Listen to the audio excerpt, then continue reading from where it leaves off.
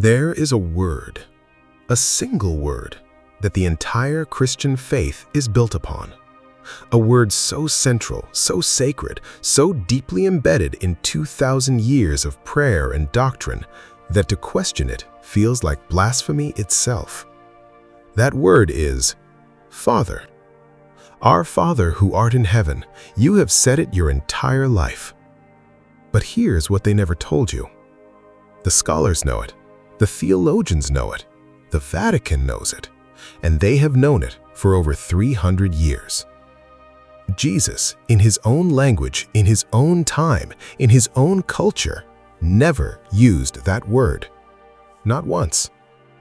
What he said was something so different, so intimate, so psychologically radical that when the church finally understood what it meant, they changed it. They buried the original word, replaced it with something safe, something controllable, something that kept you looking up instead of looking in. If something in you just shifted, if that question landed somewhere deep, then what I am about to show you was meant for you, and only you. Before we go further, you need to understand something about language. When Jesus spoke, he did not speak Greek. He did not speak Latin. He did not speak the King's English. He spoke Aramaic, the street language of first-century Palestine, the language of fishermen and farmers and wandering teachers. And in Aramaic, the word Jesus used when he addressed God was not Father. It was Abba. Now the church will tell you, Abba simply means Father, a translation, nothing more. But that is not true, and they know it. Abba in Aramaic is not a formal title. It is not a theological term. It is not a word you use in a sermon or a cathedral or a written creed. Abba is what a small child whispers in the dark when they are afraid. It is what a grown son says quietly to an old man he loves beyond words. It is Papa, Dada, the most intimate word in any language. And Jesus, the one they turned into a cosmic judge sitting on a throne, was whispering Papa in the wilderness at 3 a.m. Feel that for just a moment. The moment you understand what Abba really means, everything changes. Because Abba is not the word you use for a God who judges you, who watches you, who keeps a record of every sin. Abba is the word you use for someone who already loves you completely, before you have done anything, before you have earned anything, before you have even tried. And this is precisely why the church changed it. Think about what the institution of religion requires to survive. It requires distance between you and God. It requires a gap, a separation that only the church, with its priests and rituals and sacraments, can bridge for you. But Abba destroys that gap entirely. If God is Abba, if God is Papa, then you do not need a priest. You do not need a confession booth. You do not need to earn your way back. You are already home. Carl Jung understood this immediately. He said the institutional church could not survive a God of pure intimacy. So they replaced intimacy with authority. They replaced Papa with Father. And with that single translation, they changed everything. There is one moment in the Gospels, one raw, unguarded, unscripted moment, where the word Abba appears in its original Aramaic form, untranslated, unchanged. Mark chapter 14, verse 36. The night before the crucifixion, Gethsemane, Jesus alone in the dark, facing death, facing everything. And he says, Abba, Father, everything is possible for you. Take this cup from me. Yet not what I will, but what you will. Mark kept the original word. He did not translate it. He left it exactly as Jesus said it. Abba. Not the God of Abraham who commanded armies, not the cosmic judge who flooded the earth, not the distant deity on the throne surrounded by angels and fire. In his darkest moment, facing death itself, Jesus reached for Papa. Jung wrote that this single verse reveals more about the psychology of Jesus than any other in the Gospels.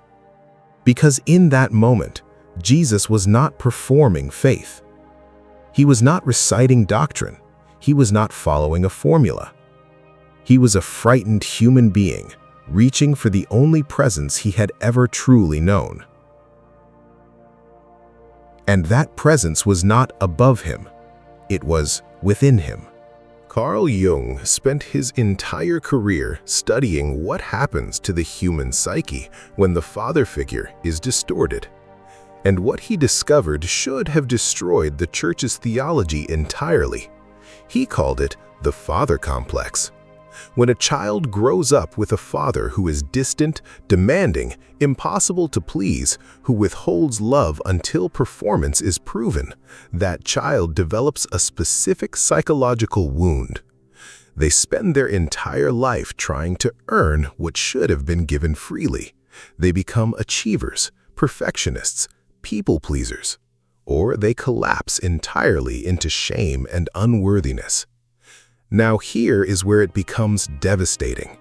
Jung documented case after case of deeply religious patients whose relationship with God was an exact psychological mirror of their relationship with their earthly father. A woman whose father was cold and judgmental prayed to a cold and judgmental God. A man whose father abandoned him believed God had abandoned him too. The church gave you the word father without telling you that your wounded psychology would fill that word with everything your own father failed to be, and then called your suffering faith. Now here is where everything shifts completely. Scholars and mystics have spent decades reconstructing what the Lord's Prayer actually sounded like in Jesus' original Aramaic. And what they found is almost unrecognizable from what you have been reciting your entire life. The opening line in English is, "Our Father who art in heaven," cold, distant, formal. But in Aramaic, "Abun debwashmaya." Scholars translate this not as "Our Father in heaven," but as, "O breathing life, whose breath shimmers in everything that exists," or "O parent of the universe, source of all vibration and light." Not a king on a throne, not a judge with a record book. A breathing, living, intimate presence that shimmers inside everything, including you. Neil Douglas Klotz, one of the world's leading Aramaic scholars, spent 30 years translating the original Aramaic prayers of Jesus. And his conclusion was devastating to everything the church taught. He said, Jesus was not praying to a being outside himself. He was communing with the living presence that breathed through him. Breathe for just a moment. Feel your own breath. That breath, according to the original Aramaic, is the name of God. When the Gospels were written down, they were written in Greek, not Aramaic. And this is where the distortion began. The Greek word used to translate Abba was pater, father, a formal patriarchal term, a word that carried the full weight of Roman authority structures. In the Roman world, pater was the head of the household, the owner of his wife, the master of his slaves, the absolute authority over life and death in his domain. When the church adopted Greek and then Latin, they did not just translate a word, they transplanted an entire power structure onto God. The intimate Abba of Jesus became the authoritarian pater of Rome. And with that shift, the most psychologically revolutionary teaching in human history was turned into the most effective control system ever devised. Jung documented this transformation in his study of Western religious history. He said, "The church took the God of intimacy that Jesus revealed and replaced him with the God of authority that Rome required. One translation, 3 letters, and the entire meaning of God was changed forever." So if Abba is not the distant father on the throne, if the Aramaic Lord's Prayer is not a formal petition to a cosmic authority, then who, exactly, was the God Jesus knew? Close your eyes for just a moment, if you can. Breathe in slowly. Jesus did not pray to a God who was far away. He prayed to a presence so close, so intimate, so woven into the fabric of his own being that the boundary between Jesus and God was not a boundary at all. I and the Father are one. John 10:30. The Church interpreted this as a unique claim of divinity. Jesus alone, special, unrepeatable. But in Aramaic mystical tradition, this statement was an invitation. Not I alone am one with God, but this is what oneness feels like. Come and find it yourself.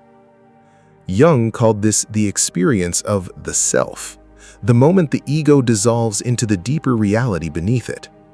The moment the small, frightened self stops performing for an authority figure above and recognizes the vast, loving presence within. That is Abba. Not the God above you, not the God judging you, the God breathing you. In the 3rd and 4th centuries, as the Roman Church consolidated its power, a systematic process began. Every teaching that gave direct access to God was labeled heresy. The Gnostics believed in direct inner knowing, burned. The mystics taught union with God through inner silence, condemned. The Desert Fathers spoke of Abba as an intimate presence felt in the heart, marginalized. And the Aramaic tradition, the original language of Jesus, the tradition that preserved the real meaning of Abba, was almost entirely erased from Western Christianity. What replaced it? A God you could never reach without the Church. A Father so distant, so demanding, so impossible to please that you would spend your entire life in the institution, trying, paying, confessing, performing, proving, and never arriving. Because that was never the destination. The destination was always within you, and they took it. Here is something very few people know about Carl Jung. His own father was a pastor, a Swiss Reformed Church minister who had lost his faith entirely, but continued to perform the rituals because he had no other identity. Jung watched his father, a man who preached about God every Sunday, die in quiet despair, empty, hollow, unfulfilled. And Jung spent the rest of his life trying to understand why. His conclusion was devastating. His father had been given the word Father for God, but had never experienced Abba. He had the theology without the encounter, the doctrine without the intimacy, the church without the presence. Jung wrote in his autobiography, "My father had religion but no experience of God. That distinction cost him everything." And then Jung said something that should be carved above the door of every church in the world. The most terrifying thing is to accept oneself completely. Because Abba does not require you to become something else. Abba accepts you completely, exactly as you are, right now, in this moment, without performance, without perfection, without the church telling you you are not enough yet. There is a reason why in therapy, in deep psychological work, the father wound is always the last wound to heal. Because everything is built on it. Every relationship, every authority figure, every experience of being judged or accepted or abandoned or loved. It all goes back to the first father. And for billions of people, the first father they were ever given was a God of judgment and distance and impossible standards, wrapped in the word Father. But what if you could replace that word? Not intellectually, not theologically, but experientially. What if, right now, in this moment, you could feel what Jesus felt in Gethsemane.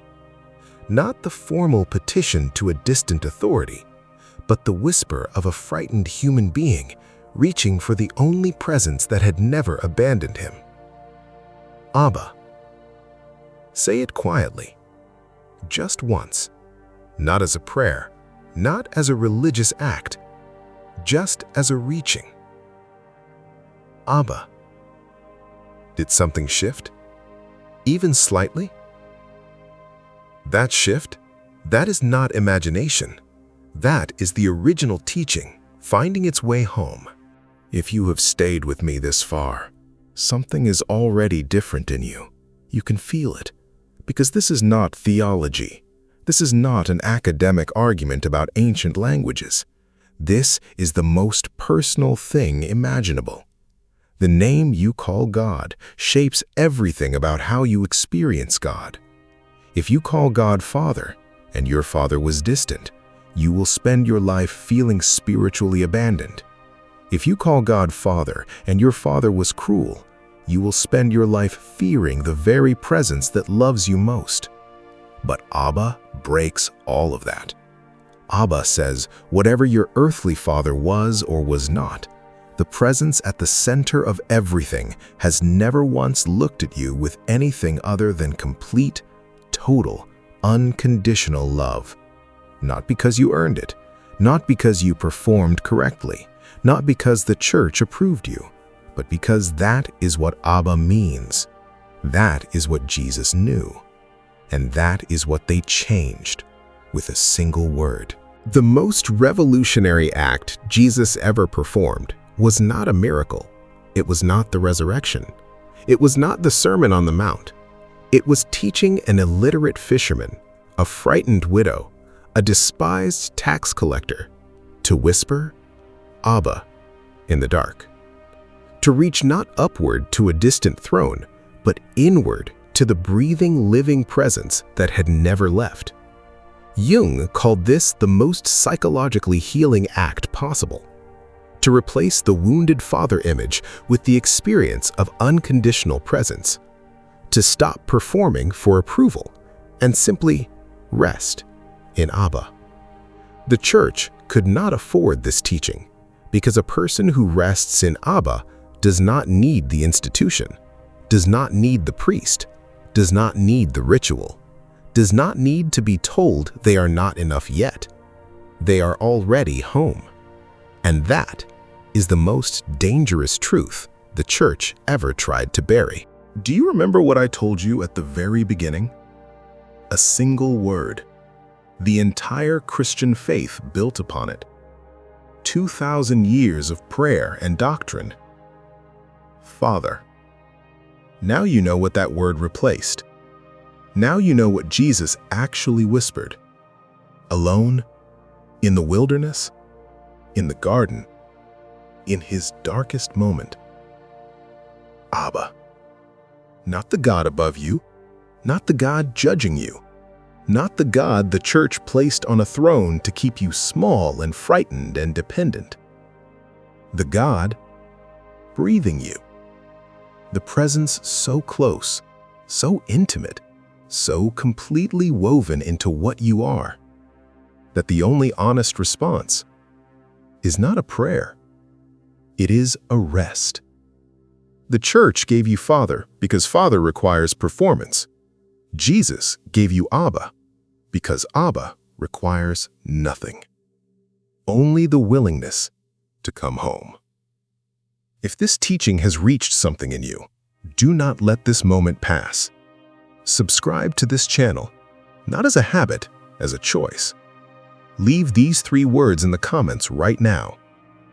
Abba found me. Because when you write that, you are not engaging with a video. You are completing a journey that began 2,000 years ago, when a teacher in the wilderness looked up at the stars and whispered, Papa.